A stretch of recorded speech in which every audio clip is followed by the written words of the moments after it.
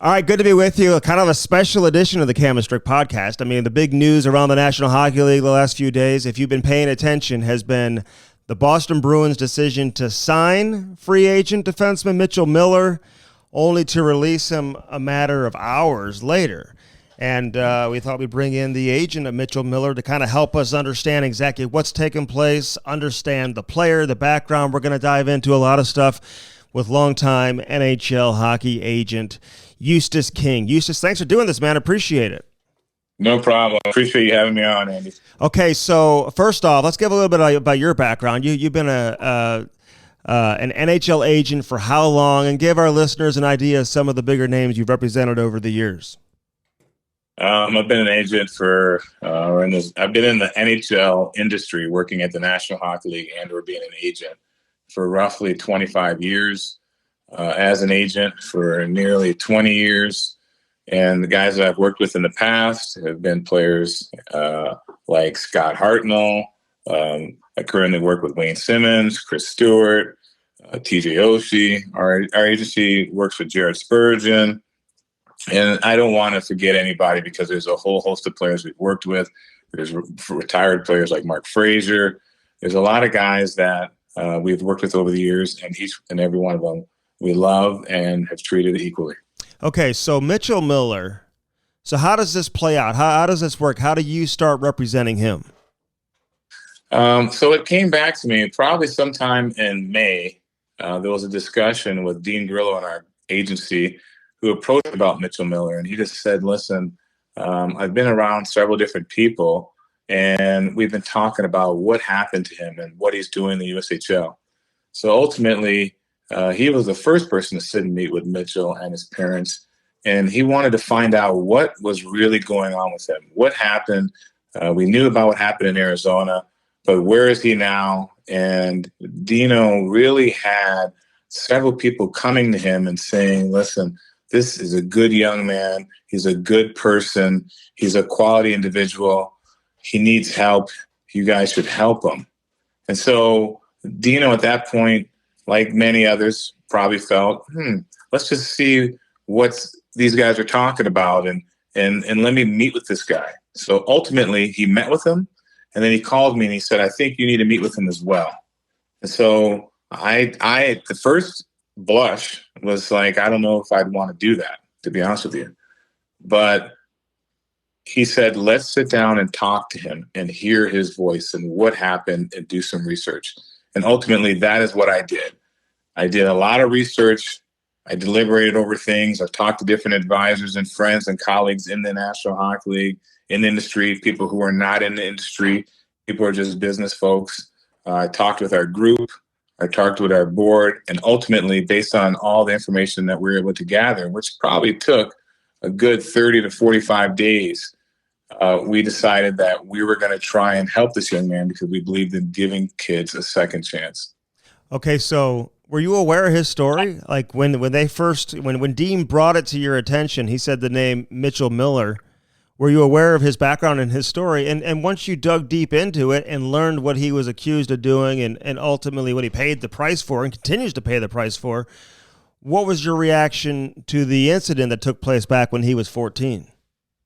Well, first I'd like to say is I did dig in deep and I really looked at this. So I'd like to say that no decision that I made with regards to Mitchell Miller was taken lightly, and neither with our agency.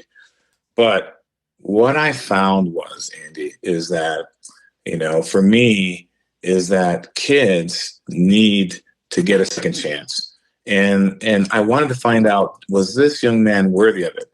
So what I did is I went back and I almost similar to the first 48, the show, and said, I need to go and recreate what happened. What happened? What was going on? What was in this young man's mind? Why would he do this stuff? Because like everyone else, we were appalled, saying, how can you do this?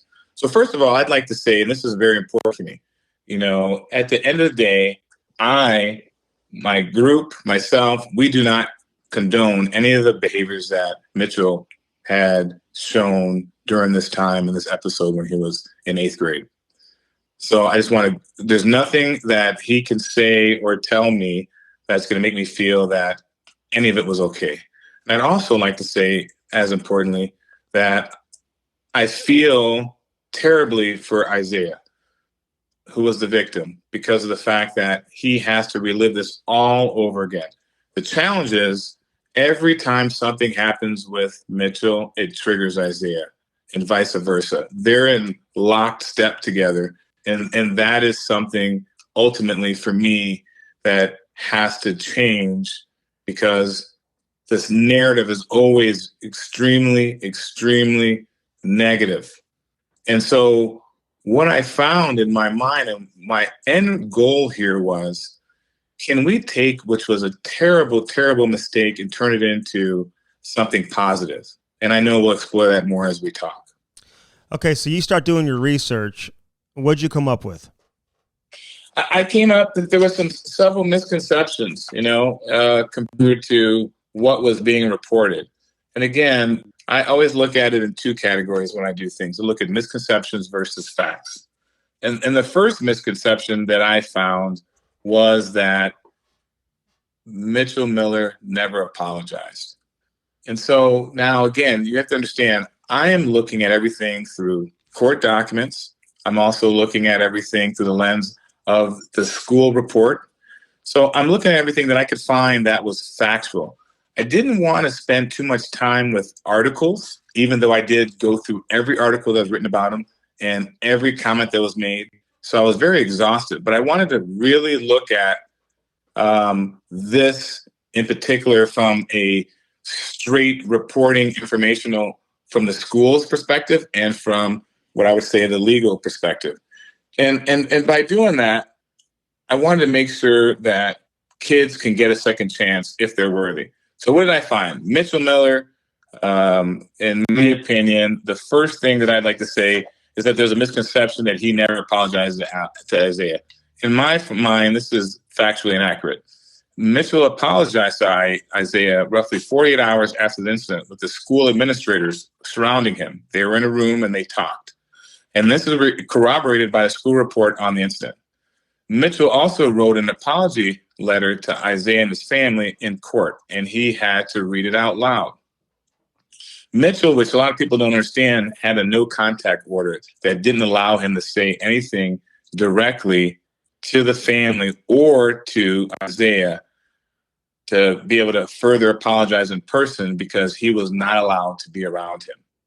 And so, I had created a timeline that really looks at all these different components here. And in the timeline, the things that I'm saying to you are corroborated in the timeline. But I also would like to say there was another part of the apology, and a lot of people understand this, and they don't know. Before signing with the Bruins, Mitchell and Isaiah have been in communication. And they've been in communication for probably the last 30 days or so. And it was via social media. It was via text messaging. And then ultimately it became via a phone call. And during that time, what I was finding is that Mitchell and Isaiah were going through their own healing process. And not to put their stuff out, but I would say that came back from my discussions with Mitchell is that Isaiah had originally friended him on social media. And with that being said, Mitchell literally had just found that Isaiah was having a child or just had a child.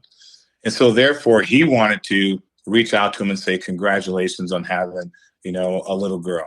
And Isaiah was receptive and said, thank you. And so they went through these discussion patterns like most kids would do when they first begin talking to each other. And Isaiah and Mitchell, as I'd like to categorize the conversation, were making progress. Mitchell, in his messages to him, was apologizing and said he was a bad friend. He shouldn't have done what he had done. And he really apologized. And he'd like to get together and sit in face with him and have an apology. And Isaiah kept saying, I would like to have that happen. But unfortunately, I'm living in Detroit, so you have to come to Detroit. So they began trying to schedule time together. And as they began scheduling time together, they started seeing that, with Isaiah's work schedule, he was going to have challenges trying to meet with them until after really late at night because he had a 12-hour shift.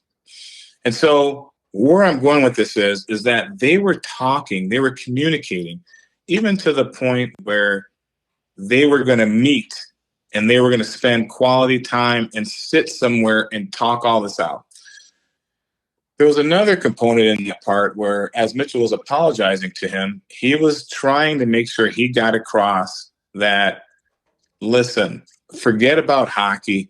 This is about me and you, and that I need to make sure that you know how I really feel and that I am remorseful and I am sorry and I feel terrible. And Isaiah, through his message, was acceptance of that. So then the last component, I would say, the two boys are grown men and they are now not of age of parents. They were working out and healing on their own, which I think is very, very important. And they were working through their own issues. And unfortunately, that led to a disruption. But before that disruption, with all the stuff we talked about and we'll talk about later on with the Bruins,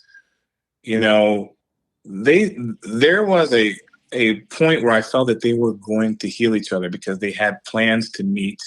And Isaiah even said things like, listen, bro, you're going to be great. You're going to do well. You have to trust in God and follow God, and everything is going to work itself out. And that was important for both of them, I feel, for them to be able to share that information and talk. But you're not implying that Mitchell is the victim, right? I mean, like, but he has gone through, I would imagine, some trauma. He wants to play hockey, and as of now, he's not being given that opportunity, at least professionally, correct? Oh, absolutely not. Mitchell is not the victim. Isaiah is the victim. Let's just get it straight. And I want to make sure I say this. What Mitchell did was irresponsible. There's nothing we could say to say that was okay. And he did what he did to a schoolmate, and it's not right. So at the end of the day, it's reprehensible. There's nothing that I want to say that's going to be able to make what Mitch did okay. But I think the important thing I want to say, though, Andy, is this. Is Mitchell also eventually got and had a discussion with Isaiah before he signed his contract. And he wanted to make sure, and they spoke on the phone, that he had Isaiah's blessing. And Isaiah said what I said before, you're going to be big time. God's going to look over you, and you need to continue to do the work that we talked about. And they talked about even working together. And I want to say it again. They talked about telling their story together. So let me ask you this, though, and we'll move on. But the criminal complaint that was filed against Mitchell, like what was the fallout? What was the result of that? Was Mitchell ever convicted? Take us back to what happened from a legal standpoint. From a legal standpoint, Mitchell was found delinquent on 2 counts, and there was no penalty that was determined. He had to meet with the probation department, and he did a lot of social history and met with a court and met with a psychologist. He had a no contact order, with the victim that had to remain in place until he was 18 years old. I think the biggest thing that I took out of that, though, was this, and this is very important. The misconception is that the municipal, that the legal system and the court system wanted to punish him, but actually it was that they wanted to rehabilitate him. The goal of the court was not to punish Mitchell, but to rehabilitate him. The magistrate that presided over the initial case said it was her mission to rehabilitate him, and that he was 14 years old, and they had a lot of living left to be done and was ahead of him. And she even talked about the fact that Mitchell's mom said this was a tragic experience and that you're going to learn from this and move forward. You end up being a better person. These are the quotes from the magistrate. Okay. And our organization has a similar alignment for goals about Mitchell in the court is we wanted to make sure that he was about rehabilitation. What he did was wrong. Again, I want to make sure that everyone knows that. This is not something that we're saying, oh, we're going to give him a pass. There's no pass in my mind, but I believe in restorative justice. We believe in the principles of restorative justice, that restorative justice is an ideal about crime hurts people and justice eventually can heal, and I wanted to make sure that I emphasize that. But then there's one other thing that was interesting, is that the sentencing judge, who's a highly decorated longtime juvenile magistrate, Mr. Hutchinson, he gave, when he passed the judgment and the sentence on him, and he said that he understood the gravity of the situation and stated, I don't think that it was racism. And that's what he said. He read all the school reports. He had all the criminal reports and everything that was tied to this. So again, he said, I don't think this is racism, but reading the reports, there was at least a hint of racial insensitivity. And Mr. Hutchinson wasn't an African-American judge. He was Black. He had the ability to understand, because of his experience in the courtroom, to understand deeply what was going on. And he was uniquely qualified to be able to determine, based on his age of being an older gentleman, on what is a racial incident and what is not. And he talked about that what was most important to him was that Mitchell learned and that he was actually remorseful. That was important for him. He wanted to make sure that Mitchell was remorseful. So when he sentenced him, he wanted to put him in to make him do 90 days. So he had 90 days of community rehabilitation stuff that he had to do. Okay, and then what was the fallout? So he had to do those 90 days, or yes. Or did they toss the case out? I had heard something about that. Is that accurate or no? Yeah. Well, so the one thing that the magistrate wanted to make sure, the judge, Mr. Hutchinson, he wanted to make sure that he was able to educate, going back to the rehabilitation, that he went and there were some offenses that were committed. One, there was a discussion about racism. So he wanted to make sure that he did some community research with all these different categories of things that he had offended. All right. And by doing that, he wanted to make sure that he was remorseful and he was being educated. And then ultimately, once he did that, they expunged the case because he met, which would be the high criteria of the court. You got to remember, there's all these people who are passing judgment and saying he can't play hockey, he shouldn't be doing this, doing that. The court system is built on case studies and case law. And so the court, for what he did, thought that 90 days was sufficient. The school thought, for what he did, that a suspension of 7 days should be sufficient. So I think what everyone else is doing is they're saying, well, we want more, we want more, we want more. But there wasn't more from the court system or from the school system. They felt, based on similar incidences that happened in the past, that this is how they want to manage it. And again, I want to make sure, because this was an important determining factor for me. When I saw that the judge was Black and he said that he understood the gravity of the situation, and he said he didn't think that it was racism and that there was a hint of racial insensitivity, that's an important statement for me. Because I'm sitting there, there's no person better and more qualified to make that determination. I know I'm not. Mm-hmm. I wasn't there. He was there, and he had all the information, and he was the sentencing judge. All right, I should point this out, too. You are an African-American agent, one of the only ones, if not the only one, working with the NHLPA. So, I mean, I'll ask you this flat out. You've read the reports. You're obviously aware of what's going on. I know Mitchell is your client, but do you feel what took place inside the bathroom with the push pop, like, was this a racially motivated incident?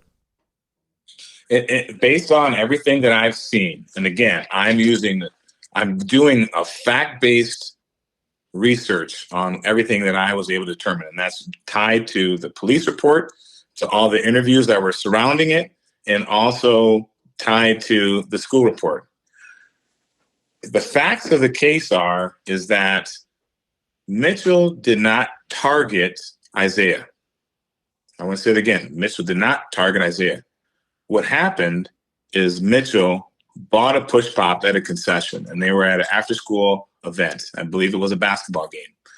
And Mitchell and his friend Hunter were in the bathroom, and they came up with this terrible idea that we're going to do something silly and dumb and inappropriate to a push pop. And so when they came out the bathroom, they started going to people. And the first person they tried to give the push pop to, and this is why I believe that this was not targeted, the first person they tried to give the push pop to was Bailey, who happens to be Hunter's sister. And she said, "No way, you guys are crazy. I am not dealing with you." So then they went to another person who was a boy, and they tried to give him the push pop. So ultimately, they worked their way back into the stands, and that's where Isaiah comes in the picture. And then Isaiah was either confronted or came over, and they gave him the push pop. And again, these are the facts of the story. I'm not looking for any extra information except for the facts. So the fact is that Isaiah wasn't targeted. The fact is that the push pop was offered to someone else first, which was Hunter, who was the accomplice of him. And then, there's this misconception that Isaiah was dragged into the bathroom and that, he was being force-fed this push pop. No. However it happened, I don't want to say that I'm justifying what happened. What I'm saying, I want to just look at the facts. I want to say the facts of what happened. The push pop came out, and it was given to several other people before it was moved on to Isaiah. And unfortunately, it was a terrible, terrible decision by Mitchell and his buddy Hunter. Okay, so let me ask you this.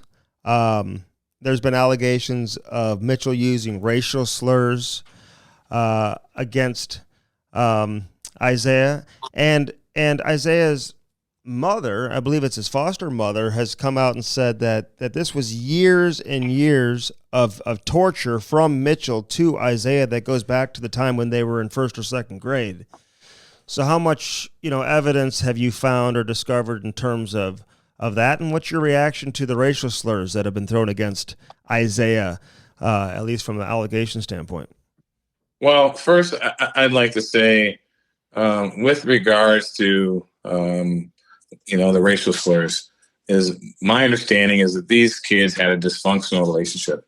And when I say dysfunctional, they were friends in school. That's the perception. Some people want to categorize what they weren't. I don't know. I wasn't there. But my understanding from Mitchell's perspective is they've known each other since they were in first grade. They played on baseball teams together. They played on football teams together. They spent a lot of time. They went to birthday parties together. So they live around the corner from each other. I looked it up, and they're about 4 minutes away from each other.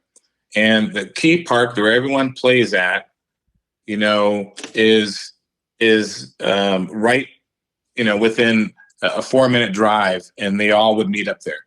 Now, I don't want to say that they are best of buddies. I don't even want to categorize that they were great friends. I don't know. I wasn't there.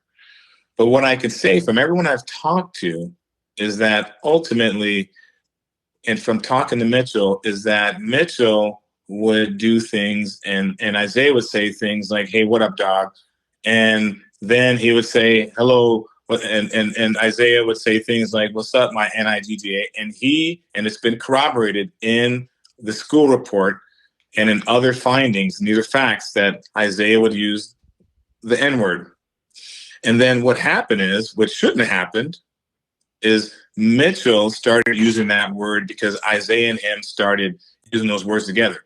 My understanding is that Mitchell never tried to use it to degrade him. And when I say that, meaning saying, "Hey, and go sit over here." It was more of, "Hey, what up, dog?" And instead of using the word dog, they were using NIGGA, which is totally inappropriate. And that shouldn't happen, because that's one of the things that the magistrate said. This word, you are too young to understand the meanings of it and too young to even be thinking about considering using it. So again, that was another issue and another mistake that Mitchell made. I do feel, though, ultimately that Mitchell did not, from when I talked to him, use it a lot. But the point is, he still used it. And so at the end of the day, he was wrong. Now, you mentioned about the history of this bullying and all these other things. I went and I talked to volunteers that worked at the school at Highland Elementary. I talked to different people like the coaches, and there is no evidence that shows that there's a fact-based pattern that Mitchell has been bullying and saying these things to Isaiah in the first grade, the second grade, the third grade, the fourth grade, whatever grade it was. The school doesn't have any reports of Mitchell ever being in the principal's office for it, or that there was a formal complaint or anything. Not that I was able to see. And again, I'm looking at the facts based on everything that was in the court documents and also in the school report, which were pretty exhaustive. So for me, I was not able to corroborate that story. So what I will say is that the mother, Joni, she has come out with a lot of different things and said a lot of things. And I was trying to corroborate everything that she said, and I couldn't. What I could say is that I know the incident that happened, and Mitchell was found, guilty, or there was a judgment passed on him. I know that happened for sure. You mentioned that they were taking some positive steps to rehabilitate, what had taken place years before, and that it was disrupted. So what do you mean by it was disrupted? Who disrupted it? How did it become disrupted? Well, again, as I told you, first, what happened to Isaiah was terrible. There's no excuse for it. I don't condone any of the behaviors. What I was looking to see is, does this man deserve a second chance? He made a mistake when he was a kid. And so therefore, should he pay the price all the way through the rest of his life? I think that he should have to give back for the rest of his life for what he's done. And that is why we set up and we were doing all these community things. Now, for me, that is important for people to understand that we were trying to put a plan in place for him. And we had things in order. He had done some things. And I'll say to you, like, a lot of people talk about, well, you can't credit community service or what you're told by the magistrate to do as putting in quality time. Okay. But when Mitchell was playing the USHL and after his community service, he was doing things. He was routinely working and going to local elementary schools. He was discussing anti-bullying. He was feeding the homeless and elderly. He would go to places like Liberty High School and volunteered with the Sparkle team, a cheer team for special needs. He did all these things that he was there. And then he went to his next team in Tri-City. And he frequently went to schools again. He worked with the Little Miracles, and did things like that. And he began this process. And he was doing that. And this was not mandated. This was stuff that was done on his own accord and with the supervision of the team. Now, what you're saying in one of your earlier points here, he was moving towards trying to find his voice so he can begin to tell people and try and show people that he wants to be a different person. He wants to be an agent of change and try and tell people, and young kids in particular, that you can make a mistake when you're in 8th grade and do something that's terrible, and it's not going to be worth it because it can have a direct impact on your life. And just to answer a question that you mentioned, I want to go back. Basically, the announcement changed everything. When the announcement came out and all this backlash in social media, there was a disruption between Isaiah and Mitchell. One thing Isaiah didn't want, he doesn't want any public fanfare. He's been consistent on that. He doesn't want to be in the media. That's not something that he wants.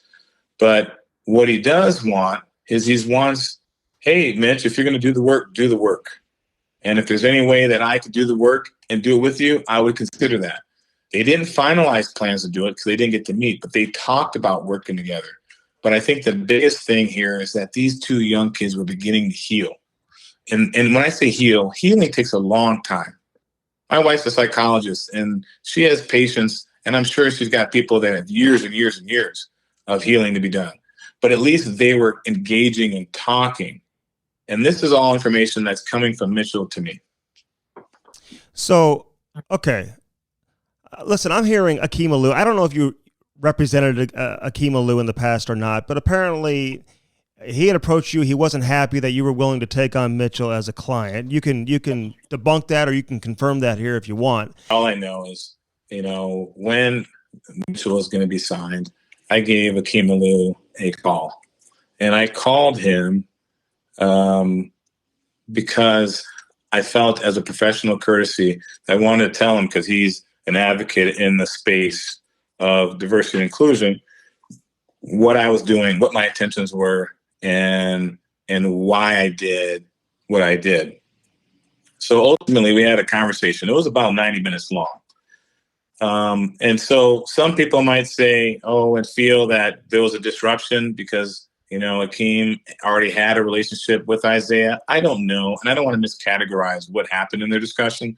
But what I could tell you is this, is ultimately there was a shift in Isaiah and Mitchell connecting with each other.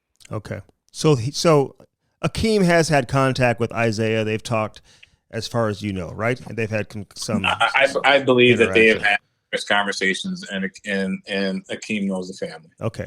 All right. Let's talk about this Boston situation. So how did this come about? Did you contact the Bruins? Did the Bruins contact you? When did they first express interest in signing Mitchell? Well, I'd have to go back and say that sometime in the middle of the summer, that the Boston Bruins and myself had conversations. And just, I want to take a step back here and say, there's been a process here. Anything that I do, I try to be process oriented, and I try to be as diligent in what I do. And anyone that knows me knows that I'm kind of an analysis paralysis guy. With that being said, I went back and I wanted to make sure that I had a good fact pattern of what happened here in this situation. And I went and I approached different people. There's been some messages that came out that, the league wasn't aware. Well, at the end of the day, the fact is, and again, I want to have facts. I don't want to have too much extra stuff. But the league was aware that I was representing Mitchell Miller, and my intentions were to sign him to an NHL contract. And throughout the time, every team that I engaged with or talked to, and there were several teams that wanted to, talk about some kind of contractual relationship with him at different levels. And ultimately, the Bruins were ones that signed him. But each club that I talked to, they each got a detailed timeline on what I felt was the situation. And basically, it provided the date, the event, the supporting information, the misconception, and the fact. Because I wanted to make sure that if I'm talking to a team, that I give them everything that I was able to find out and corroborate. So therefore, I wasn't going to just make things up. I wanted to say, this is something that I did a lot of due diligence on, spent a lot of quality time reading almost everything that was tied to Mitchell Miller that was there. I even went back and looked at every type of argument and response in the community. So, there was this misconception that, Mitchell was a racist who targeted Black and disabled kids, and that's all he did. Well, there was a kid named Nathan King. He's an African-American student who went to schools with all those guys. And his account, if you go look up his messages, that he didn't feel there's anything racially motivated. And remember, everyone wants to categorize what they want because they want to do it from afar. I wanted to talk to the people and get in front of people that were actually there. So ultimately, I went through this process. I presented it to the teams. And then some teams wanted to meet in person. Some wanted to do over the phone. As you know, with a free agent, there's different ways to get that done. And so ultimately, I flew into Boston. I sat with all their senior management team. I had Mitchell and his mom, and we began the process of explaining ourselves and also discussing the timeline. And we were very transparent, very open. We didn't hold anything back. We made sure that everyone had the time. And when I say these conversations are 30 minutes. These conversations are anywhere from 3 to 5 hours long. So you met with them. So who's in the room? Give me an idea who's in the room for Boston. I would imagine, Don Sweeney, the general manager, is in there, and Cam Neely, the president, is in there. I've had people ask me, do you know if the Boston Bruins ownership signed off on the signing of Mitchell Miller? Like, was there anybody representing ownership that was inside the room? Well, I can tell you, though, that, and these are just facts, that the fact is that ultimately the individuals that you were there, because you're getting your own information from your sources, and I want to be truthful, is they were there. You had, ownership pass by and have a conversation and spend some time and ask their own questions. We also had, community service folks. We also had a psychologist. And so we wanted to make sure that whoever signed them, that we had a plan in place and that we were actually going to do something and make sure that if we were going to do it, that everyone was all in and everyone knew what they were getting into. The one thing I didn't want to do is mislead anybody. And that's why I made the timeline. The timeline gives you everything that I was able to find out that was factual, and everything that I was able to find out that a team, instead of them doing the homework, I wanted to do the homework for the team. I also wanted to do the homework for the league. Because remember, the only thing that you have out there was what was public records from interviews and things that happened from the Arizona incident. So I wanted to make sure that we weren't looking at things that weren't factual. I wanted to make sure we were looking at everything that was actually tangible. And that's why in my mind, I was like, I want to have the misconception and I want to have the fact. And so I can tell you that every team that I talked to had detailed information about what happened with Mitchell and Isaiah, and also what my thoughts were of the scenario, why I decided to take him on as a client. And then most importantly, which is really important here, and I didn't get to touch upon this before, is that, that they were able to do their own investigation. But as importantly, I wanted to make sure that they knew that we had a plan and we were trying to do stuff. So when I first started working with Mitchell, I talked to different organizations that were specialized in diversity and inclusion. And I wanted to make sure that he was doing stuff. So, we talked to Bill Proudman and Diversity Partners. It's the White Man Diversity Partners. And I wanted to get in front of someone like that, because not only have they been doing this for 25 plus years, they've been, leaders in the industry of diversity and inclusion and making sure that people understand certain things. Like, for example, through Mitch's, learnings and going through the classes he was going through and the workshops, he was saying things to me like, I did not realize what Isaiah must have been going through being a Black kid in a all-white community. And he didn't understand the ramifications of that. So now as he's getting older, he's seeing the gravity of that, is that he was by himself. He was alone. And he was in a position where, he was probably trying to fit in and do things. And that to me is progress. Mitchell was starting to see and understand what's going on. And that's why it was so important for him to be able to get in front of schools and get in front of kids and then tell his story, because we could have helped tens of thousands of people.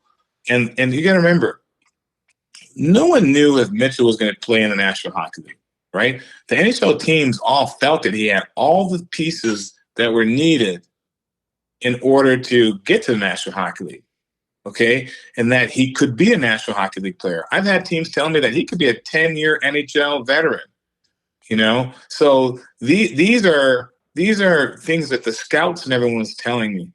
And so what I wanted to do is make sure that Mitchell had a plan in place so he can try and help others. Because that's really what I was in it for, is now we had someone who offended. They made a bad judgment call, a terrible one. I don't say bad. I mean, real bad. And now he can come in because he's on that side and he can say, hey, this is what I did. This is terrible. I totally changed the outcome of someone's life in Isaiah based on what I did. And this is wrong. And now I want to be a change agent. You know, I want to do it. Like, and I want to tell you something. You know, I had an experience with my own son, my eldest son. And my eldest son had someone say things to him that were inappropriate, and they used the N-word. And they said things like cotton picker and all these other things. And I want you to know, when I heard it, I felt terrible for my son. And I'm sure just like, you know, Joni felt for her son.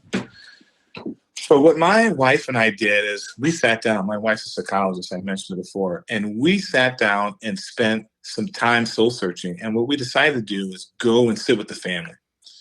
And we went and sat with the family. And we talked to the family and we talked to the kid. And we brought both kids together and we educated them on what was happening, what they were saying, and the words that were being used to make my son feel inferior. And ultimately, there was a lot of crying, a lot of healing, a lot of discussion. But now these kids are now educated. They know what's going on. And the offender is better for it. And we took it in our own hands. Again, this goes back to the restorative justice and to all the things about not canceling. You know, we want to counsel kids. And that to me is important. We can't cancel everybody. We can't just with a fine, quick pen or a type cancel people. We need to make sure we have a culture of continuing to educate people, because I believe the more education you have, the better you're going to be able to equip yourself to make better decisions, and then also help people and stand your ground when people do things that are offensive, because now you have the education and the ability and the voice to go and challenge them.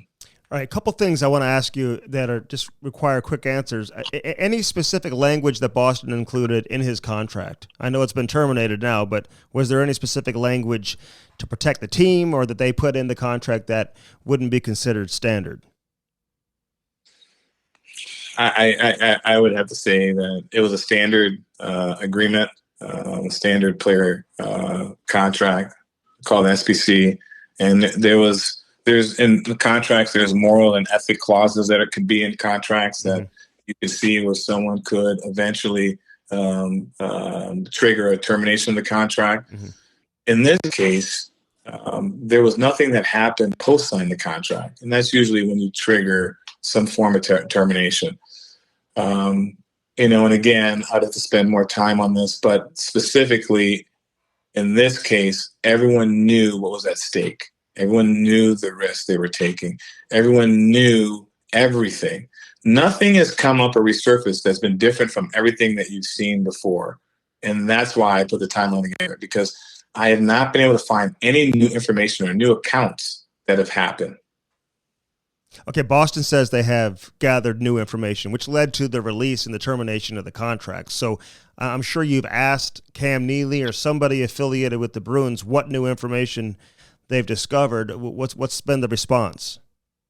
I mean, I think that they have some new information that they feel, but to the best of my knowledge, there's no new information that's come out. Okay, how recent has Mitchell taken some of these rehabilitation classes, gotten therapy, all of those that are necessary to, you know, take that next step as a human being and as an individual? Well, like I said, we had a plan in place. So Mitchell, over the summer and for the last 3 months roughly, he's been taking classes with Bill Proudman and White Man Diversity Partners, and he has been learning. Now, again, this is a beginning process. This is probably one of the best people in the business of dealing with diversity and inclusion and dealing with all these big issues we're talking about. So Mitchell, in my mind, is, even though you're 90 days into something, is still, you know, learning. But we also had a plan in place that whatever team he was going to sign with, that we were going to make sure that he was doing things and that he was ready to do things. And for example, he came into Boston and immediately we had him in some programs in Boston. And those programs were tied to, you know, things that were bullying. And I put it in my statement, you know, we were doing all these different things of helping him become a better leader. And so he was engaging in doing those things already and meeting with those individuals and already engaging in stuff. He'd gone to some schools already. So again, for us, we were beginning the process that, hey, in the morning he'd have his practice and he would do his thing. And then in the afternoon, he would be doing the work. And that was very important. We wanted to do the work. And so that was important. Okay, so my sources tell me that Boston had Mitchell Miller meet with Willie O'Ree. Is that accurate? And what was the purpose behind that interaction? Well, for me, again, I don't want to start putting a lot of conversations out here, but, I think for the most part, what I've been trying to do is this. I've been trying to expose Mitchell to as many different people and formats to help him learn. Because I think by him learning and being around different individuals, he's able to gain more information, more knowledge, so then he can see through other life's experiences what these people and others have gone through. And like myself, I've had my own, he's learning from me. I've had my own ups and downs, different opportunities that I felt were not given to me based on the color of my skin, but I want to make sure you understand all the stuff that we're doing in Boston and we were at the tip of the iceberg in it. This is a changing process all the time, and it's evolving. So our plan was fluid. It wasn't like we had something that, all right, this is it and this is all we're doing. No, we started off with doing some stuff with Bill Proudman.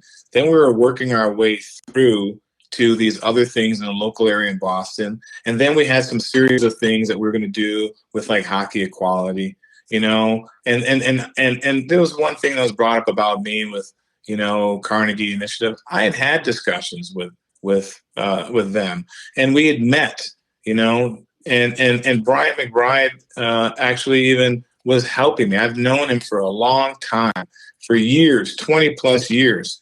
And he's been at the forefront. He was one of the first people to create the diversity programs for the National Hockey League. He was a forefather. He was the one that actually found Willie O'Ree.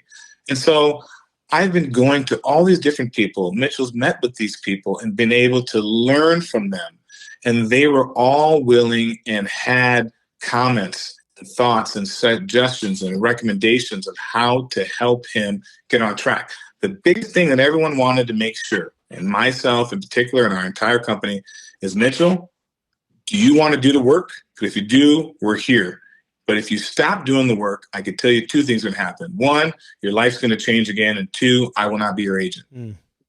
Listen, some comments from Patrice Bergeron, Nick Foligno. Like, how much impact do you think those comments had in Boston ultimately releasing him? And did Boston never set up any meetings between the player or your client and any current Bruins players? All I can say is Mitchell was skating there to stay in shape because he hasn't been on the ice. But I don't have the whole story. I don't know who and what and when, the timing. All I could tell you is that I know he's met with some of the players just in passing, probably. I'm sure some of the players had their suspicions and wanted to know. But again, their jobs are to play hockey. Their jobs aren't to commentate on all this social activism and all this stuff. Some of them do, and some of them don't. But I think in the end, Mitchell was trying to get back on the ice and play. And ultimately, he was going to do whatever it took to make sure that people knew that he was committed to doing the work. And that is the work of diversity inclusion, treating people properly, and making sure that people of color felt comfortable, because he had made them feel uncomfortable before. Okay, you had mentioned that the league did know. Commissioner Gary Bettman came out, and I think he indicated that he didn't know, or at least the team didn't consult with the league before putting ink to paper and signing Mitchell Miller. So what was your reaction to the commissioner's comments? To me, again, I want to go back with fact-based. At the end of the day, I told you that I did an exhaustive process, and I wanted to make sure that I was reaching out to all people that were out there. And one was the league, because I wanted to make sure, because I wasn't Mitchell's agent before. I didn't know really what happened from Arizona, so I wanted to confirm. Did he have to be reinstated? Was he suspended? And my understanding was he was not suspended. So there was no reinstatement needed. And then, so ultimately I felt like I did my diligence. I did the process. I talked to all the people in hockey that I felt that I needed to. Okay, a couple more things for you. Listen, I appreciate your time, Eustace, for sitting down and answering these questions. But when Boston made the decision that they were going to sign him, like, what was that interaction like between whoever it was, either Don Sweeney, ownership, Cam Neely, and Mitchell? I mean, did they shake his hand and say, "Hey, welcome into the organization"? Or did they say, "Hey, we're taking on a risk," and look him in the eye and saying, "Hey, don't make us look"? I mean, what was that interaction like when they made that decision and told him, "Hey, we're going to sign you"? Well, the interaction, as you can imagine, started off as like this young man sitting in front of people and was saying, "Hey, let's talk about what you did." So there was some real strong conversations. But as the conversations unfolded and over time, everyone started to get an understanding from what the timeline was, and then also from what they have read in the past, that this young man, and I believe that they believe in giving second chances. And I believe the Bruins wanted to give him a second chance. That was their intention. But they also wanted to make sure he did the work. And so somewhere between there, I don't know what happened, but when we walked out of that office, there was a handshake and a look saying, "Hey, we hope you choose us." Mm. This is two teams now, Eustace. Like how confident are you that he's going to be given a chance, that a team is going to be willing to endure whatever public fallout that may happen, and that he ultimately is going to be able to have a professional hockey career here in North America? Do you think he'll ever get that opportunity? I don't know. All I know is that I'm going to deal with the now and today. There's so many different media, social reports, and what people feel and what their thoughts are. All I wanted to do is make sure that this young man was going to do the work. And that is to learn about diversity and inclusion, to be an advocate. We actually have someone on our side that did something wrong and now can educate others. Because I can go in and sit in a school and talk about all these things about diversity and inclusion, about, white privilege and all these things. All right. But if he goes into the school and he talks about it and now he tells his story and he is adamant about what he did was wrong, that is how you help not only thousands, but tens of thousands of people, because now he was the offender and now he's able to help people. That's what I was in this for. Obviously, he's a good hockey player, and that would have figured out itself. If he would have played in the National Hockey League, he would have had more leverage, more opportunity to work with more people, because the bigger the celebrity you are, the more impact you can have. That was what we were trying to do. Are you willing to go down this road again? Are you actively now trying to find another team that's willing to bring him on board? I'm actually just trying to make sure that I tell the story of what happened. Ultimately, whatever happens moving forward happens, but I want to make sure that everyone understands the story and why I decided to work with him and what I believed happened based on all the facts that I was able to read from the school report and the actual, investigation from the courts. And that's really what I was focused on. Moving forward, I don't know what's going to happen. All I do is I feel deeply for Isaiah that he has to relive this. I feel deeply for both of them that they weren't able to continue to heal and talk. And I hope that they can come together again. And most importantly, I personally, if there's any way I can help Isaiah or do anything for him, I would want to, because again, these are young children, they're kids. And one offended the other. And I think if there's a way to help these kids heal, forget about sport and hockey. Let's talk about life and human equity. It's trying to help these people now get to the next point in their life by healing. And as an African American, was this difficult for you to bring him on board based on what he's been accused of in the past? Was that hard for you personally? I've been a part of the, NHL Diversity Task Force, the hockey, which eventually became the Hockey's Forever program. I'm also on the Fan Inclusion Committee, where we're trying to come up, and I think Kim Davis has done an unbelievable job of trying to get these reports out. Because remember, the reports the NHL are doing, they're basically trying to say, we have a problem here and we got to fix it. But the problem is you don't know how big your problem is. So once you figure that out, now you can go and put measurements against it. And then you can have some key learnings and some good, indicators moving forward on how to improve. So her report comes out. This is where we are. We're at ground zero. Hopefully in 2 years, we can make a difference. And that's what my goal was with Mitchell, is that we were at ground zero. All right. And then hopefully in 6 months, a year to 2 years, you would have seen all this stuff done and the kids he was helping. And that would have been important. Now that's making progress. Okay, last thing for you, and I'll give you the final word here, Eustace, but what do you want to happen? What do you want people to know, versus what's been out there? Like anything that you want to share with the audience, feel free to go ahead and do that now. I just want to make sure that people understand that there was some misconceptions versus the facts of this case. I also want to make sure that people understand that my intentions were pure. My intentions were to rehabilitate a kid so he can go back in the community and then do real work and to help others so this never happens again. My intentions were, and this was probably one of the key ones, was for Mitchell to be able to discuss and spend and try and rehabilitate some kind of a framework of a relationship with Isaiah. Because part of that pain that Isaiah is feeling is because Mitchell and him haven't talked. And I've had personal relationships where I've had some things that went wrong and you were able to talk it out. And eventually, you don't have to forgive somebody, but you can understand what happened and you feel better about it because they have not talked. And the other thing I wanted to say is this. There are all these different areas. There was racism, which talked about already what the magistrate said. He didn't think it was a racist incident. It was racial insensitivities. That's what he determined. He was a black magistrate. The other thing that I want to say is that, we don't know. Everyone talks about that Isaiah is disabled. And I think that is one thing that Isaiah and Mitchell talked about is that part. And, I don't know what Isaiah has. I do know from what I could find from the reports that he had an independent education program, an IEP.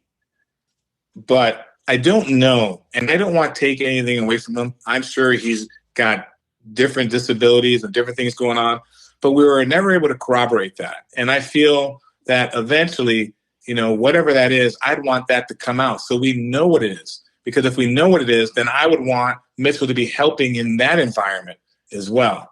So then he can help with that population, understand what was wrong and help heal as well.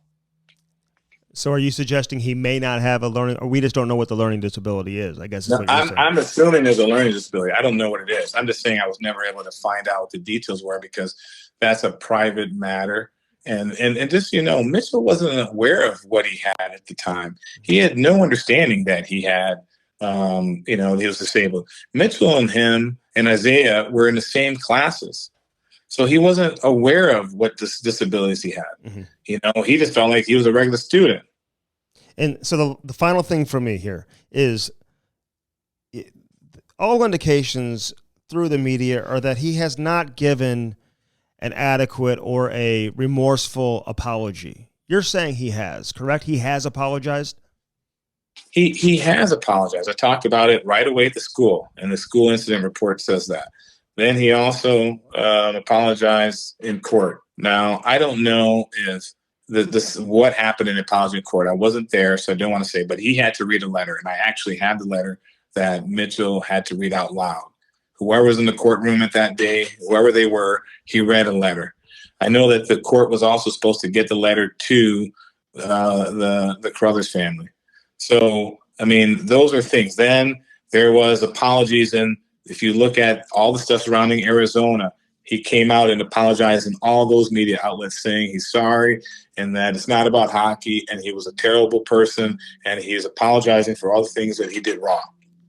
And then even recently, in the last 30 days, between Mitchell and Isaiah, they were going through it, and Mitchell apologized in multiple formats, in text, or if you want to call in a social environment. And then and Isaiah acknowledged those and accepted those apologies, but also on the phone when he called Isaiah to notify him that he was going to sign a contract. And Isaiah is then again said things like, "Hey, you're going to be big time, and you got to trust in God." Okay, Eustace, listen, man, appreciate it very much. I know you got a lot of work on your hands. I have a feeling this is the last we'll hear from you, and certainly the last we'll hear from Mitchell Miller as well. And I think we'll all be interested to see how this plays out moving down the line here in the future, man. So thanks for doing this. I appreciate you giving me some time today. Hey, I really appreciate you taking the time, and I really appreciate you being willing to talk about these tough subject matters, because this is important. We got to get to the facts before we can begin the healing. You got it, Eustace. Have a great day. Thanks.